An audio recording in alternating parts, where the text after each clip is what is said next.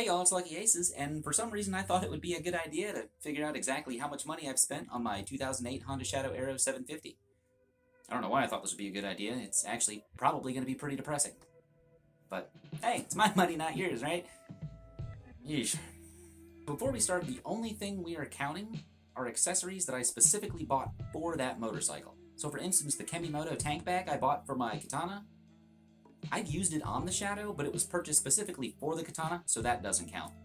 We're also not counting any maintenance items, and by those I mean tires, anything related to oil changes, front wheel bearings, things of that nature. Alright, so let's go. Well, the first item, of course, is the 2008 Honda Shadow Aero 750, and I paid right about $2,800 for it.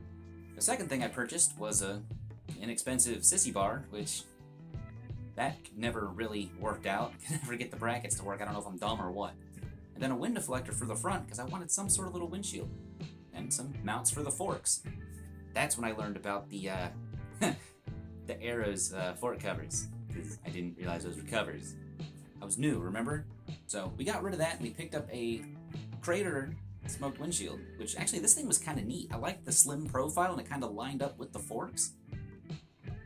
And it was really not that expensive. It actually did a pretty good job for what it was. I still have it around here somewhere. This is about the time, well, the first time I actually taken my bike up to about 70, 75 miles per hour. Man, it sounded like it was ringing out. So I bought a Biker's Choice tachometer for it. Install was actually pretty simple. Then, of course, we bought the 12-inch ape hangers. Got those from J&P Cycles. And this was before I knew better. Yeah, we spent way too much on cables and the brake line, which, even though they were specifically for the Aero, with 12-inch apes, they were all way too long. Which is why, if you notice in my videos, my clutch cable does that. It's kind of got a big arc to it. That's why. So then we picked up a small set of saddlebags. They're nothing really great about them. I mean, they worked really good for what they were. It's a decent amount of storage. If it's a day-to-day thing, then yeah, they work pretty great. You seem to carry like your lunch, a couple small items. If you're doing any big trips, you're gonna want something bigger. And then at one point, I thought it would be a good idea to have a dash cam on the bike, just in case anything happens. It's one of those that records continuous in a loop, but if there's any kind of like impact or anything really startles the bike, it would save that footage. I rode around with that on there for like a year, and then got rid of it. I mean, it worked. I just took it off the bike. And then in an attempt to spend more time on the bike, keep my butt from hurting, I bought this seat cushion here. I mean, that worked pretty decent. I mean, it's no Mustang seat, but we'll get to that later. We also threw a voltmeter on for good measure. It's because, the first year I had the bike, I didn't plug it in. So we also bought a battery tender.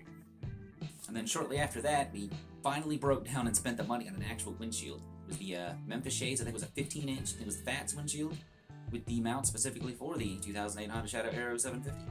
And then we threw on a set of Kiriak and Riot Mini floorboards and the spline adapters for the front pegs. That worked out extremely well. I love those way better than pegs. If you're looking for a floorboard that's not overly huge, these mini boards are like that big, I think. And they work great. Trust me, you're gonna love them. And speaking of the Mustang seat again, I finally broke down and spent almost $600. Of course, this was 2 years ago. I think they're probably up a little bit more now, and plus it depends on the model, but I don't like the term game changer. That seat is a game changer. Like, I could spend an hour on the bike before, but this pushes me out to 2, 3, or more hours even easily. I don't usually do big rides, so I don't have a real gauge of it, but 2 or 3 hours, and it's like riding on a cloud. It's perfect. And then, of course, we started buying a couple little things, like some of the decals for the bike, for instance, or specifically the little Aces decal on the tank. And, of course, my channel banner, which, those were a couple of dollars each. You can find those on the internet. That's no big deal. We also picked up a D-ring motorcycle hooker. One of them things that go into the back seat that you can strap stuff to. That worked pretty good. That's off and on the bike. And then to complement that, I need a little bit more room in my saddlebag, so I picked up some Kiriak and Banditos. Picked them up on eBay on clearance. I don't even think they make that saddlebag anymore. And since we have the 12-inch apes, the original plan was to mount the mirrors actually underneath. And to do that, I picked up these 1-inch motorcycle mirror kind of bracket mount things. And of course some mirrors to get rid of the old round, Mickey Mouse looking things. I could never angle them in a position to where I could actually see what I'm doing, so mirrors ended up in the stock position up top. Of course, then we picked up the Oxmart Sissy Bar, which is actually made for a Sportster, but with a little creative drilling. Well, we made it work. I mean, does it look great? It works. Now we start getting into the fun stuff. So we bought the SMT air intake off of eBay. These are, actually, this one came from Amazon, but you can get them Amazon, eBay, etc., etc. Just whatever is the best price, pretty much. They come with a jet, but that thing's garbage. I ran way too rich with that thing. And you can get all kinds of jet kits online, but you know what? Once I found out the manufacturer and the make of the carburetor, I just bought some cheap jets on eBay for like $9. Came with pilots and mains. It got me hooked up. I mean, there was a little bit of guess and check, but worked out perfect. Now that we got more air coming in, we want more air coming out, right? So I picked up a set of TJ Brutal high-low drag pipes for my 750.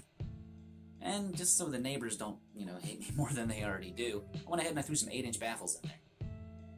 I mean, it still sounds pretty good, but it's not overbearing. It's not completely blowing your ears out. There's something else I bought that I never put on the motorcycle. I certainly intended on doing it, especially, with people cutting in front of you. You just get tired of that. That's train horn. I might still do it. I haven't 100% decided yet. I think I narrowed down where I would want to put it, but I don't know. I'm up in the air.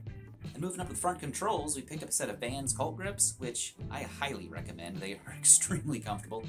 And some adjustable levers, which I have yet to put on. I think I have an addiction buying motorcycle-related things. Shortly after, that took me forever to install, was a set of fork extensions from TJ Brutal Customs. I really, really, really love the chopper look. And honestly, as far as these extensions go, they installed easy, they're well made. I'm just not 100% sold on them.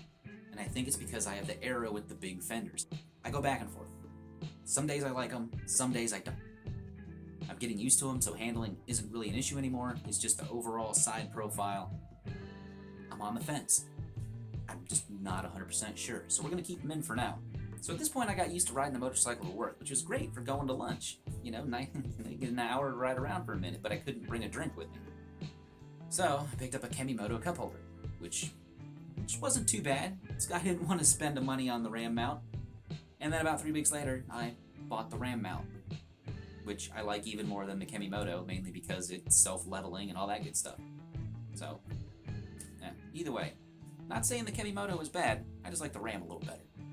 We also went ahead and swapped out the mirrors for ones made by Dreamizer. Now these are sleek, and these are well made.